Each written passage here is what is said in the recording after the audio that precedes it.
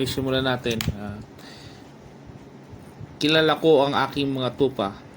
1 Kabanata 10, versikulo 14. Ang tema ng pag-aaralan natin ay ang tinig ng mabuting pastol. Sa gitna ng ingay, na mababasa natin sa 1 Kabanata 10, versikulo 11, versikulo hanggang 18. Una,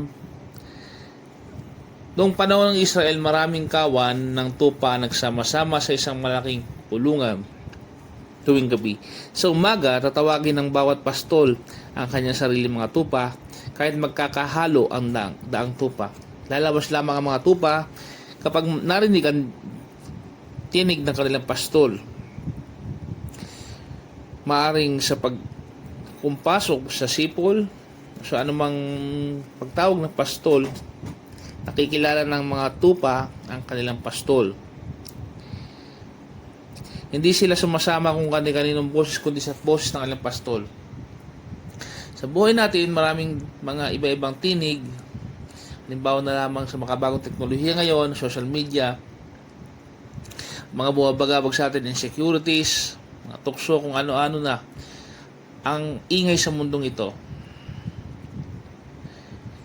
Ang sakripisyo ng pastol na mababasa natin sa 1 Kabanata 10 hanggang 11, versikulo 15. Ako ang mabuting pastol, inaalay ng mabuting pastol ang kanyang buhay sa mga tupa.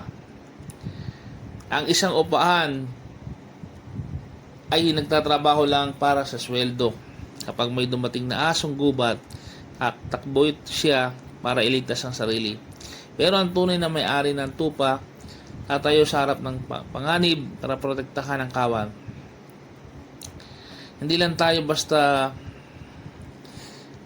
binili ng Jesus, kundi tayo pag-aari ni Jesus. Tayo kanyang pag-aari. Ang krus ang pinakamalaking patunay na hindi siya tatakbo palayo sa atin. Kahit gaano pa kagulo ang ating sitwasyon.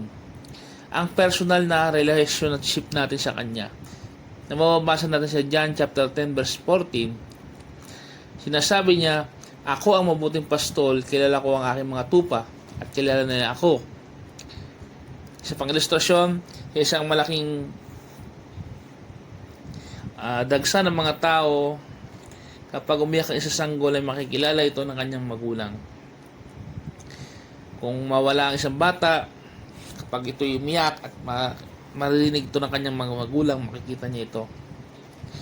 Hindi ka lang isang bagay, kundi ikaw ay ginawa ng Panginoon, tag-aari ka niya. Alam niya ang iyong pangalan, alam niya kung sino ka. Hindi mo kailangang gumawa ng anumang bagay na magpapansin dahil kilala ka ng Panginoon.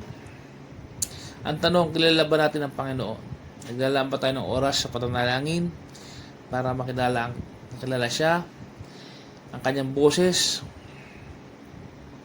Sinasabi ng John chapter 10 verse 6, siya ang ating pastol. Meron akong ibang tupa na wala pa sa kulong ito. Sila rin ay dapat kong dalhin. Isipin ng isang pastol na hindi mapakali hanggat may isang tupa na nawawala sa labas. Hindi siya kontento na tatayo-tayo lang bilang ang tupa niya, iiwan niya yung marami at hahanapin yung nawawala. Tinatawag din tayo na tumulong sa paghahanap sa mga naliligaw. Huwag nating ikulong ang biyaya sa loob lamang simbahan dahil dalihin natin si Jesus sa paghahanap natin sa mga nawawala, sa ating kapitbahay, sa ating mga kasamahan, sa katrabaho natin, sa ating mga kapitbahay. Hamon, sumuko nating bawasan ang nakakagugulo sa atin, distraksyon ng mundong ito, paggamit ng mga cellphone at kung anumang gadget dyan. Mas ilaan natin ang oras natin sa pagnanalangin at pagbabasa ng salita ng Diyos. Ang kaligtasan at kapayapaan ay matatagpuan lamang sa pagiging isang simple at pagsunod natin sa Panginoong Hesus. Tandaan natin, kapag may gabay tayo ng Panginoon, maiwasan natin ang pagkakamali sa buhay nito. Happy manalangin, maraming po salamat sa biyaya pinagkaloob nyo sa pagkakaroon ng kapayapaan sa pagkakaroon ng tagapaggabay. Walang iba kundi ang Panginoong Hesus. Nawa ang ating mga pamilya, ating mga kaibigan ay madala natin sa paanan ng ating mabuting pastol ng iba kundi ang Panginoong Hesus Kristo.